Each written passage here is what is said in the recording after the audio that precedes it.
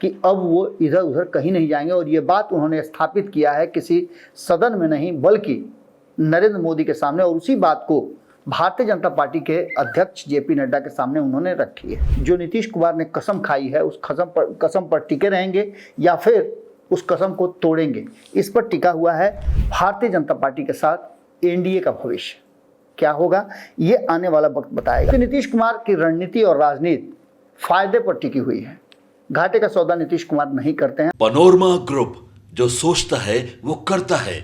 आपके अपने सपनों का आशियाना। नमस्कार, बहुत बहुत स्वागत करते हैं आपका। भीतर की बात लेकर के आपके सामने हाजिर हैं और भीतर की बात में हम उन कारणों को लेकर के आए हैं जिसको लेकर के लगातार चर्चाएं तो चल रही है। कयासों के बाजार में बहुत सारा भाव लग रहा है, सट्टा बाजार गर्म है और इसके साथ साथ राजनीतिक गलियारे से लेकर के मीडिया जगत में लगातार ये चर्चाएं छिड़ी हुई है कि नीतीश कुमार आखिर करेंगे क्या। नीतीश बाबू को लेकर के, नीतीश कुमार के फैसलों को लेकर के सभी निगाहें नीतीश कुमार पर टिकी हुई हैं और नीतीश कुमार हैं कि कुछ बोल ही नहीं रहे हैं, चुप्पी साधे हुए हैं। और नीतीश कुमार के लोग जिस तरह का एक्ट कर रहे हैं, भाव भंगिमा दिखा रहे हैं, उससे लोगों को संदेह पैदा हो रहा है। तो आखिर होगा क्या, इस पूरे कहानी का जो इनर पार्ट है वो क्या कह रहा है। आखिर क्यों ये बात कही जा रही है कि नीतीश कुमार एनडीए से बाहर हो जाएंगे। कोई कह रहा है, दावा कर रहा है कि नहीं, एनडीए से कहीं नहीं जाने वाले हैं। क्या है इसका अंदर का कहानी, उस कहानी पर आज हम आपके सामने कुछ अलग से भीतर से निकाल करके ले आए हैं। आप कितना इस पर विश्वास करते हैं, भरोसा करते हैं, या कितना ये सटीक आप बैठता है, इन सारी बातों को लेकर के आपके विचार जरूरी होंगे। इसलिए नीतीश कुमार भाजपा के साथ कब तक रहेंगे, इस बात को स्थापित करने के लिए और नीतीश कुमार के भाव भंगिमा के साथ साथ जो चीज़ें गुजर रही हैं उन सभी पर हम बात करेंगे। 6 कारण हमारे पास नज़र आ रहे हैं जिससे नीतीश कुमार अगर इधर उधर करते हैं तो एनडीए का भविष्य उसी पर टिका हुआ है। नीतीश कुमार रहें या न रहें, एनडीए तो रहेगा, लेकिन एनडीए के भविष्य का क्या होगा, ये बातें हम कोशिश कर रहे हैं आप तक पहुंचाने की। सबसे पहली बात कि नीतीश कुमार इस बार वाले कसम को क्या कहेंगे आप। नीतीश कुमार 2 बार भारतीय जनता पार्टी से अलग होकर के ये कसम खा चुके हैं। हालांकि वो जब दूसरे खेमे में गए हैं तब उन्होंने कसम नहीं खाया है, यानी कि उन्होंने भारतीय जनता पार्टी के साथ रहते हुए ये बात कही है, पहली बार कही है कि अब इन्होंने नहीं जाएंगे। लेकिन इससे पहले नीतीश कुमार ने 2 बार जो बातें कही है वो स्पष्ट तरीके से कहा है कि वो भाजपा के साथ नहीं जाएंगे, मोदी के साथ नहीं जाएंगे, जीते जी नहीं जाएंगे। ये सारी बातें कहीं ना कहीं नीतीश कुमार ने तब कही है जब वो महागठबंधन के साथ रहे हैं। जब नीतीश कुमार महागठबंधन छोड़ करके गए तब उन्होंने ये बात कही है कि अब वो इधर उधर कहीं नहीं जाएंगे। और ये बात उन्होंने स्थापित किया है किसी सदन में नहीं बल्कि नरेंद्र मोदी के सामने, और उसी बात को भारतीय जनता पार्टी के अध्यक्ष जेपी नड्डा के सामने उन्होंने रखी है। अब इसको लेकर के भी मंथन चल रहा है, इस बात में कितनी सच्चाई है। क्या तीसरी बात जो नीतीश कुमार ने कसम खाई है उस कसम पर टिके रहेंगे या फिर उस कसम को तोड़ेंगे, इस पर टिका हुआ है भारतीय जनता पार्टी के साथ एनडीए का भविष्य। क्या होगा ये आने वाला वक्त बताएगा। अगर इस बात को लेकर के हम गंभीरता से इस पर विचार करें कि नीतीश कुमार तीसरी बार कसम तोड़ेंगे कि नहीं तोड़ेंगे, तो हमें सबसे पहले जानना पड़ेगा कि क्या भारतीय जनता पार्टी के साथ दूरी बना करके नीतीश कुमार को फायदा है। क्योंकि नीतीश कुमार की रणनीति और राजनीति फायदे पर टिकी हुई है।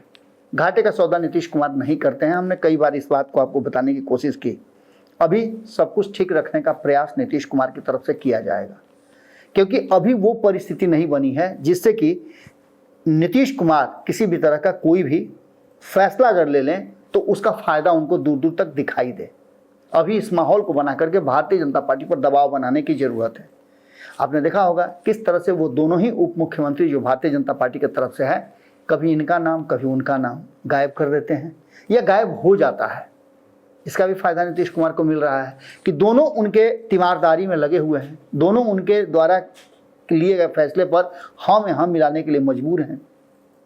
और इसके साथ साथ नीतीश कुमार को बहुत घाटा भी नहीं हो रहा है, क्योंकि सम्राट चौधरी अगर किसी फायदे को पहुंचाते हैं, उनसे कोई फायदा होता है एनडीए गठबंधन को, तो उसका सीधा लाभ नीतीश कुमार को मिलेगा, क्योंकि लौकुश समीकरण से आते हैं। और अगर सवर्णों का किसी भी तरह का कोई फायदा पहुंचेगा तो विजय सिन्हा उनके समाज से आते नहीं है, सवर्णों का भी एक अच्छा खासा वोट उनके तरफ आएगा जिसका फायदा उनको होगा, जिसका फायदा आपको देखने को मिला होगा 2024 के चुनाव में। तो नीतीश कुमार पिछली की तरह, जिस तरह से पिछली बार आपने देखा होगा कि नीतीश कुमार के दोनों वोटर तबाह हो रहे थे, एक तरफ नीतीश कुमार के अति पिछड़ा वोटरों को रेणु देवी प्रभावित कर रही थी, तो वहीं दूसरी तरफ तारकिशोर प्रसाद भी उनके वोटरों को प्रभावित कर रहे थे। यानी वहां दोनों के साथ नीतीश कुमार का संबंध बेहतर नहीं था और यही कारण था कि आपने देखा कि सरकार भी गिरी। लेकिन अब ये दोनों जो उप मुख्यमंत्री हैं, ये दोनों नीतीश कुमार के इर्द गिर्द फायदे के लिए हैं और भारतीय जनता पार्टी भी इस पर कोई अलग से कार्रवाई या मंथन या कुछ चेंजेस नहीं करना चाहती है। नीतीश कुमार जिस बात के लिए खुश हो वो करना चाहती है। तो ऐसे में नीतीश कुमार भारतीय जनता पार्टी से वर्तमान स्थिति में दूरी नहीं बना सकते। अगर तीसरे कारण की हम बात करें जिसको लेकर के ये कहा जाएगा कि नीतीश कुमार कब तक रहेंगे नहीं रहेंगे, ये सारी बातें जो चल रही हैं उसमें एनडीए में रहने से नीतीश कुमार के लिए एक बहुत बड़ी बात होने जा रही है कि नीतीश कुमार को उसका बहुत बड़ा फायदा है।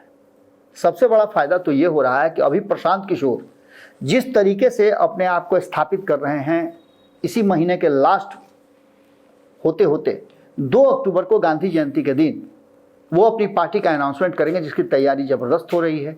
और प्रशांत किशोर के इस तैयारी से, और प्रशांत किशोर जिस तरह से 2 साल से लगातार बिहार का भ्रमण कर रहे हैं, बिहार में यात्रा कर रहे हैं, लोगों को समझा बुझा रहे हैं और मीटिंग्स कर रहे हैं, उसमें नीतीश कुमार और राष्ट्रीय जनता दल प्रभावित होता हुआ लग रहा है। यानी कि प्रशांत किशोर से अगर लड़ाई लड़नी है तो एनडीए गठबंधन में रह करके लड़ा जा सकता है, उसका लाभ लिया जा सकता है। क्योंकि प्रशांत किशोर अगर डैमेज किसी को कर रहे हैं तो वो है राष्ट्रीय जनता दल या फिर इंडिया गठबंधन, वोट तो उधर से ही आएगा। भले ही ये बात कह लिया जाए कि 2024 के चुनाव में राम मंदिर का लहर नहीं था, हिंदुत्व वाला वोट थोड़ा सा कमजोर पड़ गया, लेकिन बिहार की जब बात आएगी तो हिंदुत्व वाले वोट पर, राम मंदिर के लहर पर, सीता मंदिर को लेकर के ये सभी चीज कहीं ना कहीं एक बार फिर से उफान आएगा। और इसके लिए नीतीश कुमार भी तैयारी शुरू कर चुके हैं। जहां एक तरफ नरेंद्र मोदी ने राम मंदिर बनाने का संकल्प लिया और उस मंदिर को अपनी जगह पर पहुंचाया, उसके लिए पूजा पाठ भी हो गया, राम मंदिर में रामलला का स्थापना भी हो गया, आ भी गए हैं, सब कुछ ठीक ठाक चल रहा है, लेकिन उसका फायदा नहीं उठा पाए। तो वहीं नीतीश कुमार सीतामढ़ी में सीता मैया के मंदिर के निर्माण और सीता मैया के भव्य मंदिर का निर्माण में लगे हुए हैं। अब तो अशोक चौधरी के साथ साथ अशोक चौधरी के जो समधी हैं वो भी लगे हुए हैं। यानी कि सब कुछ मिला जुला करके नीतीश कुमार अब सीता माता के मंदिर को लेकर के बिहार में 2025 का चुनाव लड़ सकते हैं और इसमें फायदा उनको मिलेगा। और इस फायदे को प्रशांत किशोर से अलग रह करके एनडीए से नहीं जीता जा सकता है। तो ऐसे में नीतीश कुमार के लिए प्रशांत किशोर को हराने के लिए, प्रशांत किशोर को की लड़ाई को दूसरे तरफ मोड़ने के लिए उनको एनडीए के साथ रहना होगा, उसका फायदा उठाने के लिए। इसके अलावा अगर चौथी बात करें तो नीतीश के हटने का अभी सरकार में कोई ऐसा कुछ नज़र नहीं आ रहा है। और इसके साथ साथ नीतीश कुमार यदि हट भी जाते हैं तो ये जरूरी नहीं है कि नीतीश कुमार के साथ चंद्रबाबू नायडू भी हट रहे हैं, क्योंकि अभी तक ये बातें चंद्रबाबू नायडू की तरफ से नहीं क्लियर हुई है और न ही क्लियर होने का कोई ऐसा दूर दूर तक चांस नजर आ रहा है।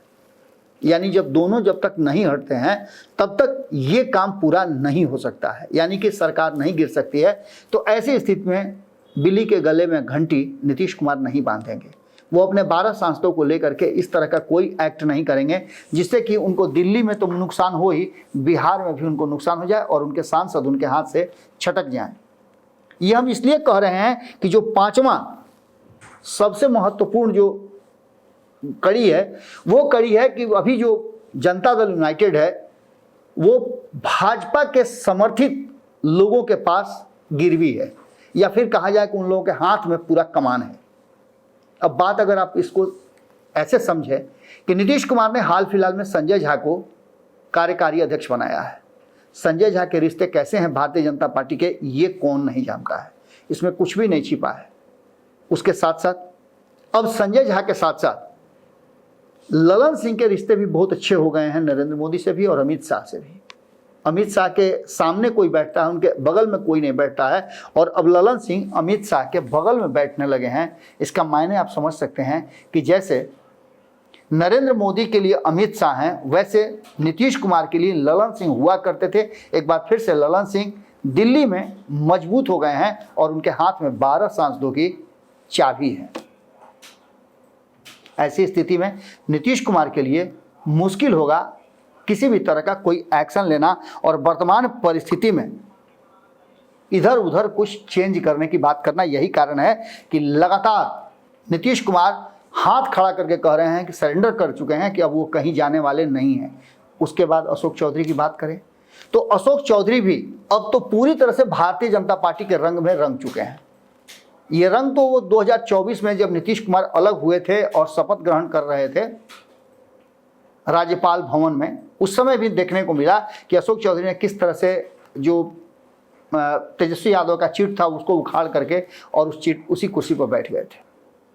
ये भी समझ में आता है कि वो राष्ट्रीय जनता दल की तरफ नहीं जाएंगे, और राष्ट्रीय जनता दल की तरफ जाने का कोई सवाल इसलिए नहीं खड़ा हो रहा है कि अशोक चौधरी जितना अधिक हमलावर हैं इतना कभी नहीं थे।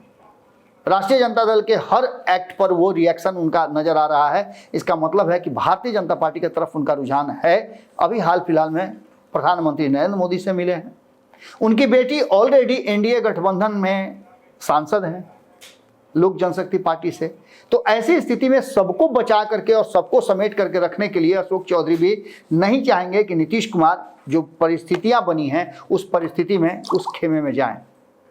यानी कि तीनों जो नीतीश कुमार के इर्द गिर्द हैं, या इवन की विजय चौधरी तक की बात अगर कर लीजिए, तो वो भी वर्तमान परिस्थिति में एनडीए के साथ रह करके खुश हैं, क्योंकि यहाँ उन्हें तेजस्वी यादव और लालू प्रसाद के पास नहीं बैठना पड़ता है, उनके साथ सत्ता साझा नहीं करना पड़ता है, जिसको लेकर के लगातार ये कहा जा रहा हो कि ये 2005 से पहले के सरकार और भ्रष्टाचार के पोषक हैं। इस ठप्पा को भी कोई लगाना नहीं चाहता है। इन सारी बातों के साथ साथ जो अंतिम जो बात मैं कहने जा रहा हूँ काफ़ी गंभीर है।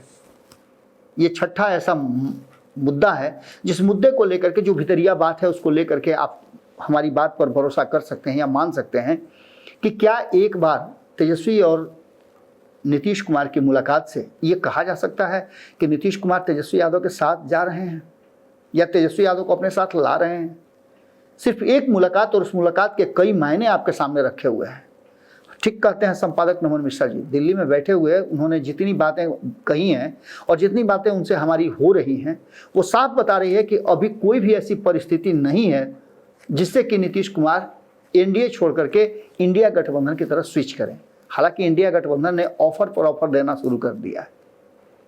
इंडिया गठबंधन के पास इतने सारे ऑफर हैं कि नीतीश कुमार जो चाहे वो पद ले लें।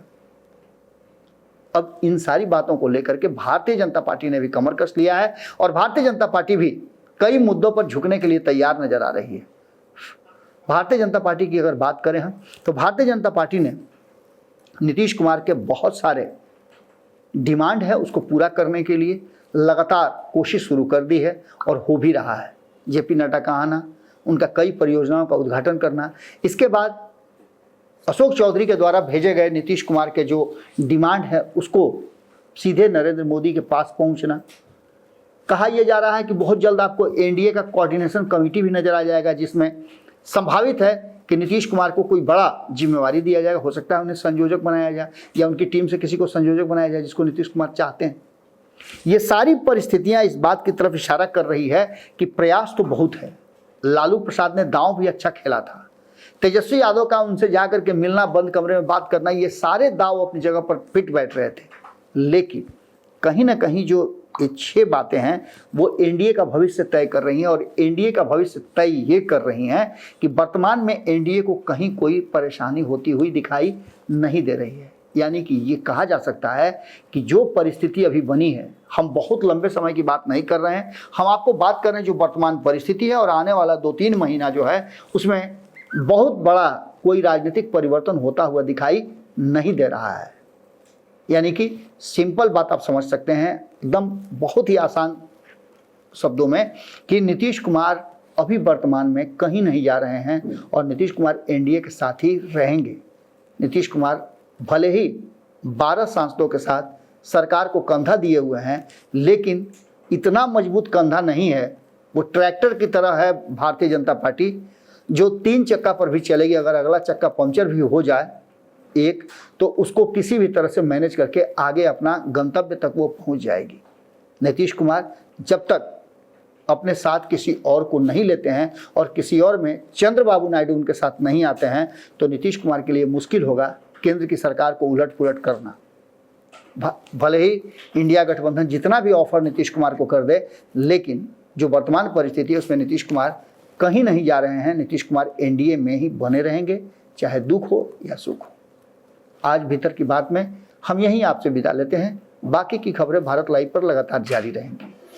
बिहार और देश दुनिया में होने वाली हर वो छोटी बड़ी घटनाओं को आप तक पहुंचाने की जो जिम्मेवारी हमने उठाई है, उसे पूरा करने में हम कितना सफल हो रहे हैं, आप कमेंट बॉक्स में जरूर लिखिएगा। बहुत बहुत धन्यवाद। पनोरमा ग्रुप, जो सोचता है वो करता है।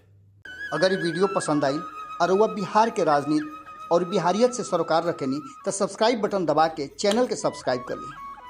ओजे एगो घंटी बा, ओकरा बटन दबा देला से कुल सटीक और मारक खबर रुआ मुफ्त में मिल जाई। अगर रुआ पत्रकारिता के हमनी के नया प्रयोग में सहयोग कर चाहतानी, तो ज्वाइन बटन दबा दी। पेटीएम नंबर नोट कर ली 9386816700। धन्यवाद।